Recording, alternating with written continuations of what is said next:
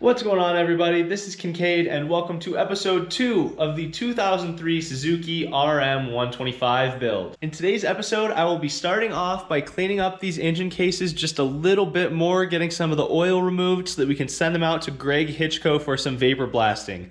I will also be sending the ignition cover, clutch cover, along with the power valve covers for the cylinder. You might notice I have two inner clutch covers sitting here.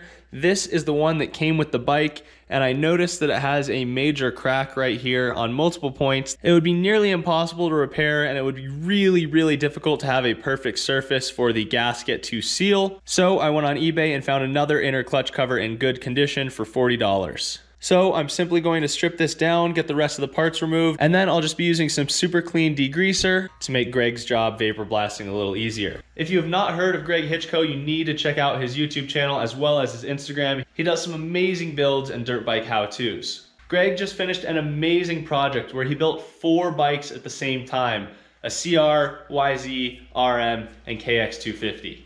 I know how hard it is to build just one bike to the caliber Greg did 4 at once. Really impressive project, and I would highly recommend you check it out. I'll put links on screen and in the description so you can check out that project. Greg also offers his vapor blasting services for $60 an hour, and it really is an incredible process that makes an engine look brand new.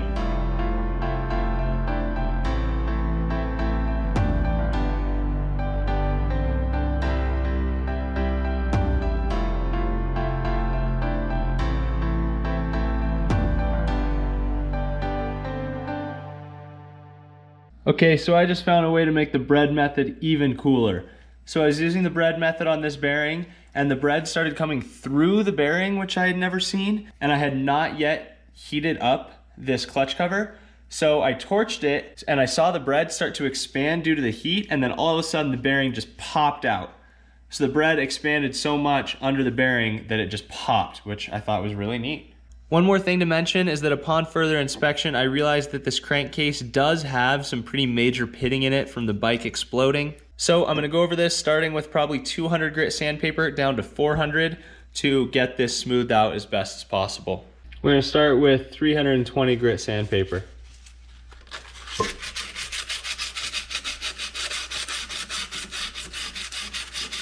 I'm actually going to take another approach at this, which is to use a fine cleaning wheel from Pryme MX on the Dremel.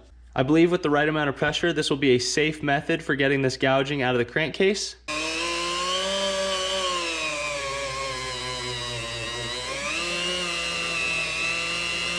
Let's try and get a close-up of the two sides of the crankcase. This is the half that has been hit with the Pryme MX fine cleaning wheel with the Dremel. You can see there's a little bit of pitting, but it's all smoothed out. Our big gash right here is pretty well smoothed out. And for comparison, here's the side that has not been touched yet. You can see the pitting is still very aggressive and sharp. I'm going to do just a little bit more work on this side before tackling the other, but I believe this is going to be an effective and viable solution.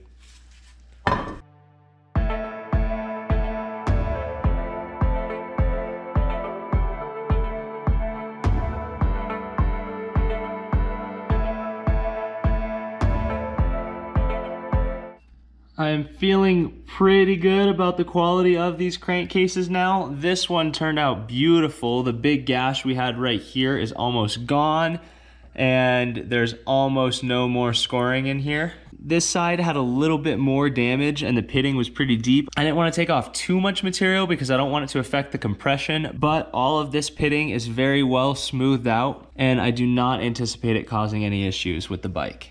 Now, this would have been a very difficult task without these Pryme MX cleaning wheels. These products are absolutely unbelievable, developed by Cameron Niemela. I will put a referral link on screen and into the description if you are interested in buying some of these. He also has some really cool apparel. When you use that referral link, I actually get 10% of the purchase, so it's helping me out as well. Now, the final step before sending these off to Greg Hitchko is just to do a little bit of degreasing to make his life a little easier.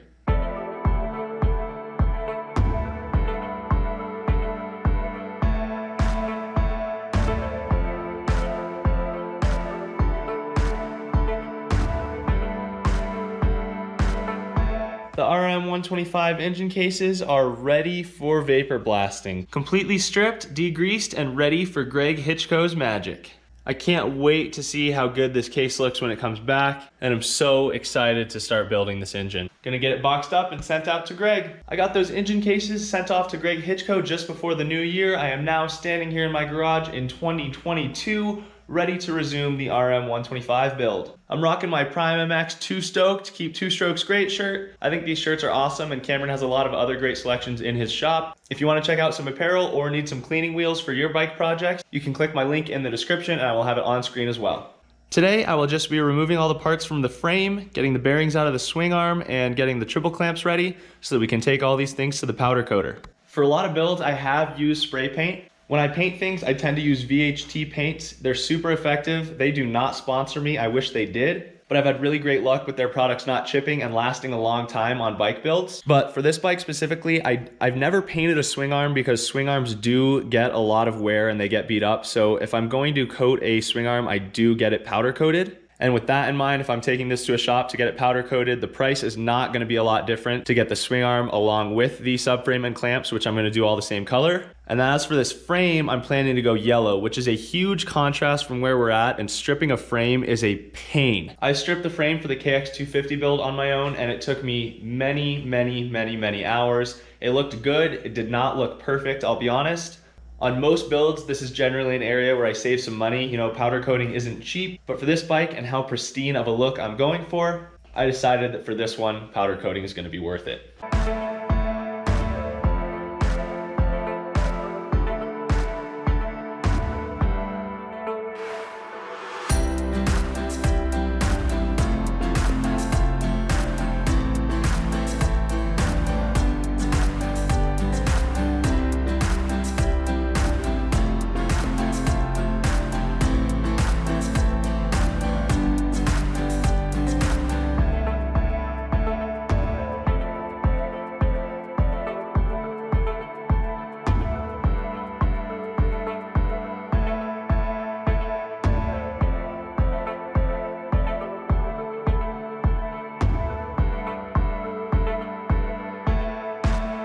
All of the components that are getting powder coated have now been stripped. Everything is off of the frame.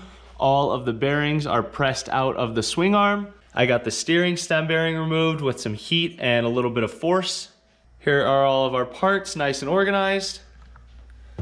These are the old swing arm bearings. I will be throwing them away, but just keeping them as reference. They are definitely super nasty and worn out. Now I'm going to run these parts over to my local powder coat shop and see what it's going to cost me. I'm gonna ask them about a few imperfections in the swing arm, like these scratches and this gouge. I'm not sure if after sandblasting and coating these will look just fine, or if I should hit these with some Pryme wheels first. So if they tell me that even with coating, those imperfections are gonna show up, I'll end up bringing the swing arm back home and hitting it with the Pryme wheel for just a little bit before getting them coated. I just got back from the powder coater, dropping all those parts off, and it's gonna cost me $350 to get all those parts coated. Now when I got home, a box was waiting for me on my doorstep, and I am so excited to show you guys a sneak peek of what it is. This arrived from DeCal Works. We've got a fresh set of custom graphics for the RM. Look at those. Custom seat cover with the Suzuki logo, yellow top, blue ribs, black accent. This thing is going to look amazing on the bike. We've got a set of clear swing arm graphics so that fresh powder coat will show through. We've got the Polysport Restyle kit in all black. And hiding somewhere in here is a new application kit. These application kits make the installation of graphics so easy, it's ridiculous. I cannot believe I ever installed graphics without using one of these before. So there is a little sneak peek of what's to come. I'm not going to actually remove the graphics from the package until it's time to apply them in a couple months. To finish up episode 2, I will be removing the power valve components and head from the cylinder so that I can get this thing sent off to Millennium Technologies for replating. And then I'm going to hit all of these parts with Pryme cleaning wheels and get them looking better than new.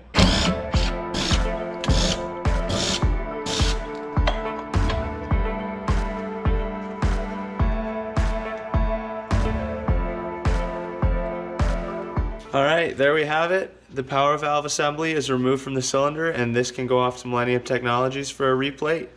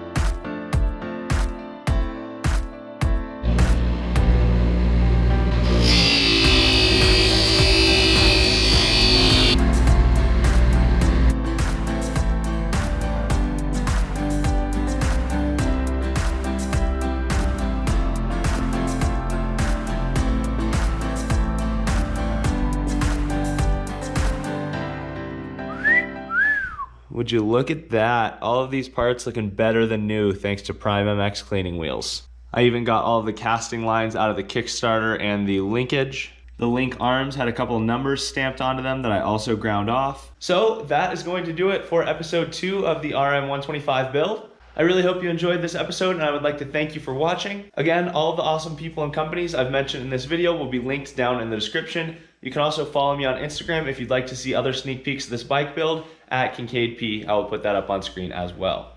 Well, I will see you all soon with episode 3, and again, Happy New Year.